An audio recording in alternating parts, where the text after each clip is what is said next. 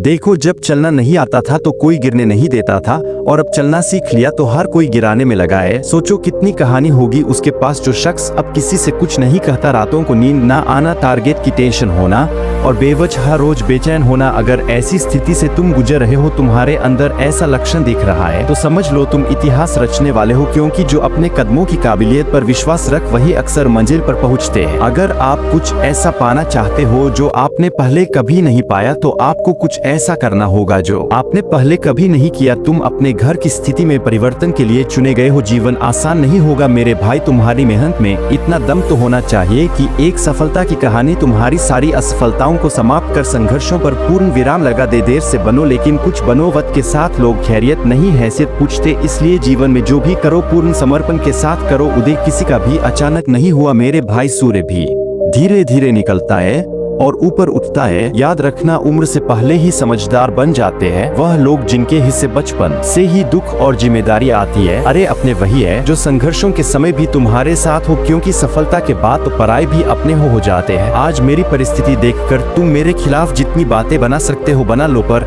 याद रखना जिस दिन यह समय मेरा साथी बन गया ना, तो तुम्हें खुद पर शर्म आएगी कि मैंने किस आदमी के बारे में क्या बोला था। आज मेरा संघर्ष चल रहा है और तुम्हारी मेरे खिलाफ बातें, जिस दिन यह मेरा संघर्ष सफलता का रूप लेगा, उस दिन तुम्हें समझ में आएगा कि मैंने किसके बारे में क्या बोला था। अगर कोई अकेला है तो इसका मतलब यह नहीं कि उसे कोई पसंद नहीं करता, बल्कि वह अकेला इसलिए है क्योंकि उसने दुनिया की औकात जान ली है। जब लोग पूछते हैं कि आप काम क्या करते हैं, तो वास्तव में वह हिसाब लगाते हैं कि आपको कितनी इज्जत देनी चाहिए। यही इस दुनिया की सोच है और इसे आपको मानना पड़ेगा। समय अपनी रफ्तार में है दोस्त, अगर तुम रुके तो बहुत पीछे रह जाओगे, इसलिए धीरे ही सही लेकिन चलते रहो। जिस मेहनत से आज तू भाग रहा है वही कल तुझे सफलता दिलाएगी। जोग दे खुद को इस आग में, यही आग तुझे हीरा बनाएंगी। जय हिंद दोस्तों।